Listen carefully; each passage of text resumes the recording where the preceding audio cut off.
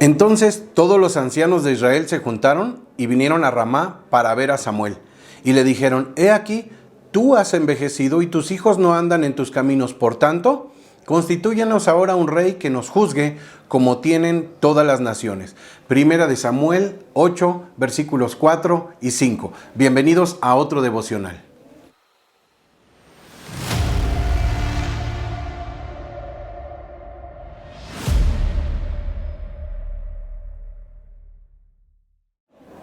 Como hemos visto las últimas semanas, cuando Dios utiliza a un hombre o a una mujer para sus propósitos, siempre se convierte en una figura visible, alguien que es visible para los demás.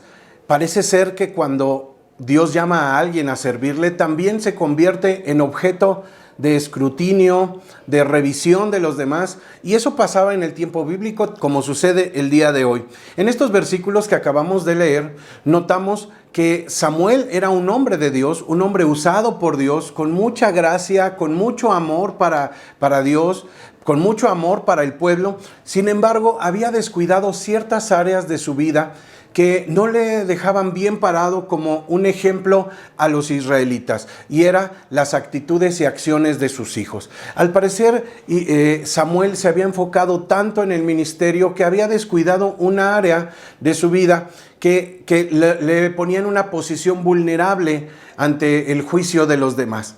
Así es que cuando los ancianos de Israel notaron esta debilidad, y se dieron cuenta que Samuel era ya un anciano, por costumbre, alguno de los hijos de Samuel debía haber quedado como profeta. Es decir, este oficio profético normalmente lo continuaba la siguiente generación.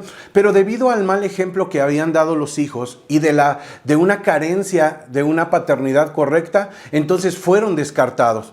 Por otra parte, los ancianos comenzaron a observar todas las debilidades que había en el liderazgo de Samuel, todos los errores que había en la familia de Samuel, y entonces vino un deseo en su corazón para tener un tipo de liderazgo distinto al que Dios había determinado. Recordemos que fue Dios el que constituyó profetas, no fue una idea del hombre, no fue idea de algún pastor o apóstol o alguno de los discípulos. No, la idea de los profetas era algo que venía del cielo. Dios quería hablar a su pueblo por medio de un hombre elegido y ungido para esta tarea especial.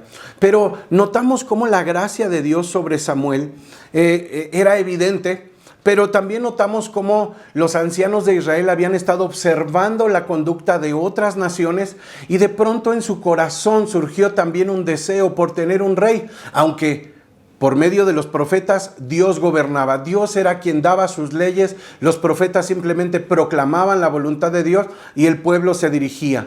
Al hacer un cambio de dirección, es decir, de gobierno, entonces, y simple y sencillamente no estaban diciendo que no a Samuel, estaban diciendo que no a Dios, pues era Dios quien les gobernaba. Y esto era porque muchos otros pueblos se gobernaban de esta manera. Esto nos da como enseñanza un principio espiritual vital.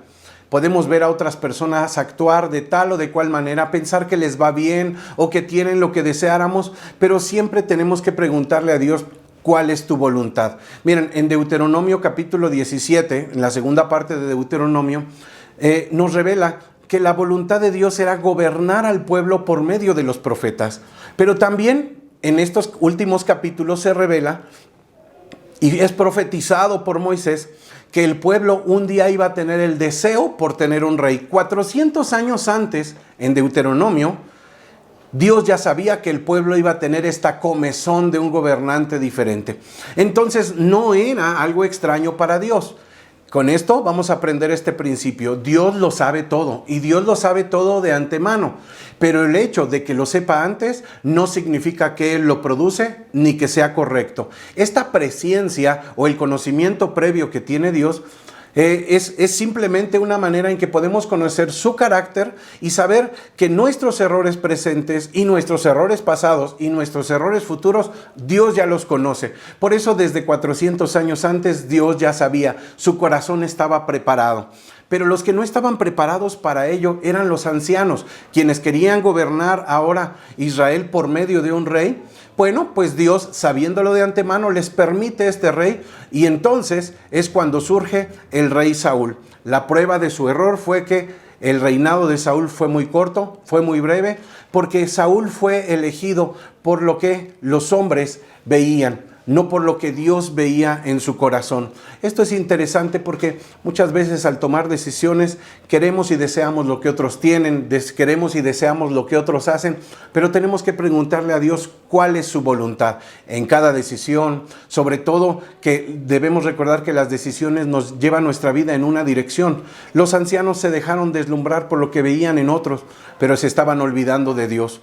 Dios, sabiendo esto, les permite, porque tenemos un Dios que no nos gobierna con mano de hierro, sino que nos dio la voluntad para tomar decisiones. Hoy podemos decidir obedecer a Dios, hacer las cosas a su manera, decidir y reconocer que Dios es el Rey y que nosotros le servimos, significa conocer su palabra y hacer su voluntad. Hoy te invito a que podamos meditar en nuestro corazón. ¿Quién está gobernando nuestra vida?